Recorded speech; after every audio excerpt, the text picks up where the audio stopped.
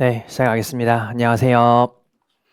네, 반갑습니다. 자, 드디어 이제 헌법 파이널입니다. 여러분들 공법 파이널만 하면은 학원 수업 전부 끝이죠? 아닙니까? 역시 끝나지 않는 민사가 있습니까? 네. 아무튼 뭐 원칙적으로는 끝이어야 됩니다. 그렇죠? 네, 원칙적으로는 끝입니다. 제가 이제 직모할 때도 말씀드리긴 했지만 어쨌든 우리 이번 주에 헌법하고 다음 주에 행정법하고 나면은 갑자기 우르르 들어오는 지금 무슨 현상이지? 이번 주에 헌법하고 다음 주에 이제 행정법하고 나면은 아마 그 돌아오는 월요일이 변호사 시험이 29일이 남은 날이 될 겁니다. 제가 직모 때는 얘기했지만 한 번 더 말씀을 드리면은 물론 각자 이제 자기 계획에 맞게 계획을 짜시면 됩니다. 계획을 짜시면 되는데 보통은 제가 이제 민사, 형사, 이제 공법을 기준으로 8일, 6일, 5일, 3일, 2일 총 이렇게 29일 동안 2회독을 하고 이제 변호사 시험에 들어가는 거다. 이렇게 좀 말씀을 많이 드리는 편입니다.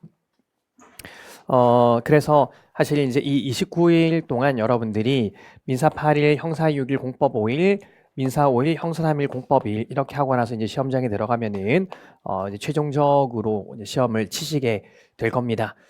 자, 근데 사실 뭐 이 일정은 뭐 완전 당연히 절대적인 날짜는 아닙니다. 여기 보시면은 일단 선택법이 빠져 있습니다. 선택법이 빠져 있기 때문에 여러분들이 일정에 맞춰서 선택법을 넣으셔야 되고요. 그 다음에 사실 또 자기가 이제 어떤 과목을 잘하고 못하냐에 따라서 약간 일정을 조절을 할 수는 있습니다. 예를 들면 이제 저도 사실 이게 정확하게 10년 전에 제가 공부했던 플랜이거든요. 제가 딱 10년 전이잖아. 제가 4기니까 4회 변호사 시험이니까 딱 10년 전에 쳤던 건데 저는 사실 그때 이런 말 하면 좀 재수 없을 수도 있는데 좀 조심스럽지만 민소랑 상법을 너무 잘했기 때문에 민소랑 상법 공부하는 시간은 저는 다 빼버렸거든요. 다 빼버리고 대신에 형사가 좀 약하니까 형사를 좀 늘린다던가 이제 그런 식으로 시간을 좀 조절을 했었습니다. 그래서 여러분들도 여러분들 일정에 맞게 좀 시간을 조절하시면 좋겠고 물론 여기서도 좀 더 세부적으로 계획을 짜셔야 돼요. 예를 들면 민사면은 민법, 민소, 상법, 그다음에 객관식, 사례형, 기록형 전부 다 이제 시간을 배분을 해야 되잖아요. 그렇기 때문에 좀 그런 것들을 어떻게 내가 공부할지 좀 배분을 하시면 좋을 것 같고요. 어쨌든 이제 이렇게 이제 865, 532 하고 나면 시험장에 들어가게 되는데 사실 그러다 보니까 이제 형사 같은 거는 시험 3일 전에 형사를 보는 게 마지막입니다. 그쵸. 약간 이건 어쩔 수가 없습니다. 왜냐하면 시험 당일에는 그 첫날이 이제 공법 치고 나면은 우리가 시험 끝나고 나면 이제 7시잖아요. 그쵸. 7시에 시험 끝나고 뭐 숙소 돌아와가지고 밥 먹고 씻고 어떻게 하면은 그냥 9시 훌쩍 넘어버립니다. 그럼 사실 다음날 위해서 자야 되거든요. 근데 이제 간혹 가다가 이제 형사 공부 너무 안 됐으니까 나는 밤새야 돼 이러는 분들이 있는데 제가 뭐 말릴 수는 없지만 사실 좀 추천하는 편은 아닙니다. 보통 이제 밤을 새면은 좀 전반적으로 이제 다음날 좀 몽롱해지기 때문에 이제 좀 힘들거든요. 근데 또 간혹 가다 보면은 자기는 사실 뭐 하루 밤새고 하루 버티닝을 할 수 있다. 어차피 둘째 날 많이 자면 되니까 이제 그러는 분들이 있기는 하더라고요. 근데 평소에 그래 보지 않았으면 그러지 마세요. 시험 날 갑자기 그러는 건 굉장히 위험합니다. 그래서 평소에 나는 그런 거를 좀 루틴이 있어서 괜찮아 하시는 분들은 제가 말릴 수는 없습니다만 이제 그러지 않으셨던 분들은 절대 하시면 안 된다. 근데 그렇게 치면 사실 형사 때는 공법 친 저녁에는 사실 형사 많이 공부해야 한 2시간 정도일 거예요. 2시간 정도. 근데 이것도 2시간을 뭐 내가 진짜 완전 동기들과 연락을 다 끊고 친구들과 연락을 다 끊고 정답 안 맞추고 완전히 집중할 수 있다 그럼 모르겠지만 계속 이제 막 틀린 거 떠오르고 막 주변 사람들 막 잘 봤는지도 궁금도 하고 막 이런 연락들 하다 보면은 실제 그만큼 집중도 잘 안 됩니다. 그래서 결국 3일 전에 보는 게 마지막인데 그럼 결국 여러분들은 이제 이 3일 전에 볼 때 형사는 마지막으로 본다고 생각을 하셔야 되고 그리고 시험 날 당일날 볼 수 있는 내용은 사실상 없다고 생각을 하셔야 돼요. 사실상 없고 보는 게 마지막이고 시험 당일날 보는 걸로 밀어놔야지 하는 거는 사실상 불가능에 가깝다. 그래서 이날은 그냥 가장 최소한의 이제 내용만 보는 거고요. 전반적으로 다 볼 수가 없습니다. 여러분들이 약한 파트들, 뭐 예를 들면 나는 여전히 이제 수레째가 어려워. 배임 행령이 어려워. 그러면 이제 그런 파트들 위주로 이제 보면서 어려운 파트들을 극복을 하면서 시간 되면 이제 그만 할 수밖에 없기 때문에 좀 그렇게 정리를 하셔야 됩니다. 공법 같은 경우에는 이제 마지막 이틀 동안 뭐 하루 헌법, 하루 행정법 이렇게 보는 것보다는 첫날은 이제 헌법 중에서 어느 파트 보고 행정법 중에 어느 파트 보고, 둘째 날은 헌법 중에 어느 파트, 행정법 중에 어느 파트, 이렇게 좀 파트를 나누어서 배분을 하시는 게 좀 더 낫겠다라고 생각을 합니다. 아무튼 이제 첫날에 이제 그렇게 보내시면 되고요. 그리고 시험장 들어가면은 공법은, 그러니까 제 경험상 지금까지 단 한 번도 공법 객관식을 받았을 때나 공법 사령을 받았을 때나 학생들이 기분 좋았던 적은 단 한 번도 없습니다. 그러니까 문제가 너무 쉬운데 라고 생각한다거나 내가 다 아는 것만 나왔는데 하는 경우는 절대 없어요. 그래서 일단 첫날 시험 망친 것 같은 기분이 드는 거는 모두에게 동등합니다.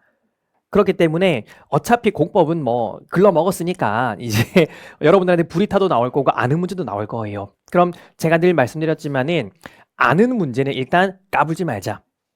모르는 문제는 당황하지 말자. 요거 두 가지만 잘 지키면 됩니다. 우리가 결국 우리 점수를 낮추는 거는 두 가지인데요.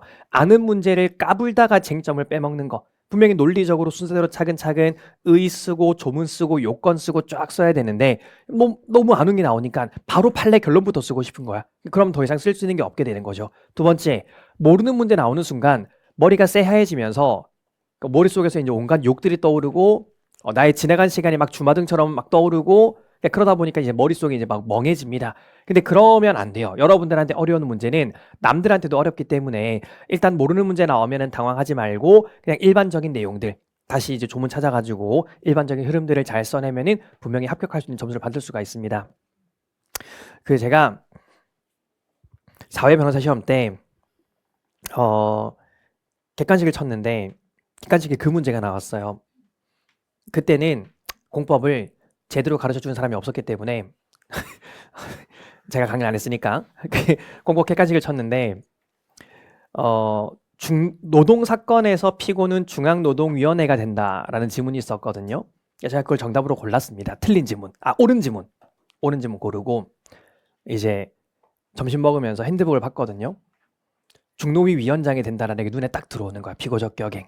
근데 이제 그런 순간들이 굉장히 많이 있어요. 제가 객관식 치고 사례를 치는 순간까지 틀린 문제를 제가 핸드북에서만 3개 이상을 발견을 했습니다. 객관식 틀린 문제를. 너무너무 괴롭죠. 왜냐하면 근데 사실 생각해보면 우리가 이 시험을 다 맞추려고 하는 시험이 아니잖아. 틀리는 건 어차피 있어요. 근데 그 틀리는 순간들을 계속 마주하게 될 건데 그냥 어쩔 수 없다고 생각을 하셔야 돼요. 150개 맞을 거 아니니까.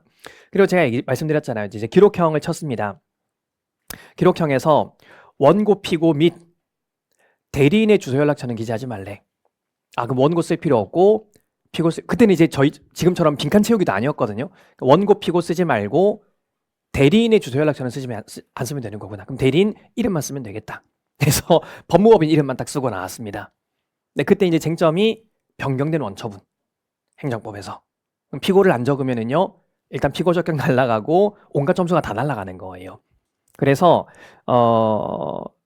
제 점수 중에 공법 기록형 점수가 제일 낮아요. 공법 강사지만. 물론 다른 건 다 잘 봤습니다. 근데 낮다고 해봤자 높아요. 낮다고 해봤자 높습니다. 근데 사실 이제 그게 그날 시험 치고 나왔는데 그날 밤까지 저를 괴롭혔고요. 합격자 발표 나는 순간까지 저를 괴롭혔습니다. 왜냐하면 너무너무 중요한 쟁점을 아예 빼먹었으니까 진짜 나는 망하겠다라는 생각이 들었거든요. 근데 결국 그런 크리티컬한 부분들이 하나 둘씩 있어도 결국에는 여러분들이 다른 걸 잘하면 괜찮습니다. 그래서 어차피 이제 만점 받으려고 치는 시험 아니기 때문에 여러분들이 해야 될 일들만 잘 하고 나오면 돼요. 시험장에서 제일 위험한 거는 해야 될 걸 안 하고 나오는 게 제일 위험한 거야. 남들도 못하는 거는요, 같이 못해도 괜찮습니다. 근데 내가 최소한 잘하는 것들은 나도 잘하고 나와야 돼요. 그러니까 그런 마음가짐으로 좀 마무리를 하셔야 되고, 그리고 남은 기간들 동안 너무 브리타에 집착하지 마세요. 너무 브리타에 집착하지 마시고 여러분들이 좀 잘 알고 있어야 되는 내용들 잘 정리하시면 좋겠고, 그리고 늘 말씀드리지만 지금부터는 교재 보실 때 교재 내용을 바로 읽는 것보다는 제목을 먼저 보시고 떠올릴 수 있는 내용들 다 떠올려 보신 다음에 내용을 읽어보는 게 좋습니다. 그래야지만 내가 이 내용을 정확하게 알고 있는지 모르고 있는지 구별도 할 수가 있고요. 그래야지만 내가 암기해야 될 게 뭐고 아닌지를 구분도 할 수가 있습니다. 그래서 바로 드립다 내용 보시기보다는 항상 제목 떠올려 보시고 예를 들면 뭐 대사인적 효력에서는 이런 키워드들이 있었던 것 같아. 만약에 묻는다면 목차는 이렇게 쓰면 되겠지. 이런 걸 좀 떠올려 보시면 좋을 것 같고, 또 한편 이제 중요한 판례를 공부하실 때는 판례가 나오잖아요. 뭐 민법이든 형사든 마찬가지입니다. 판례가 나오면 이 판례를 외우는 방법은 이겁니다. 뭘 물어보면 내가 이 판례로 대답하면 될까? 요걸 한번 떠올려 보세요. 그런 것들이 쟁점을 찾는 연습들입니다.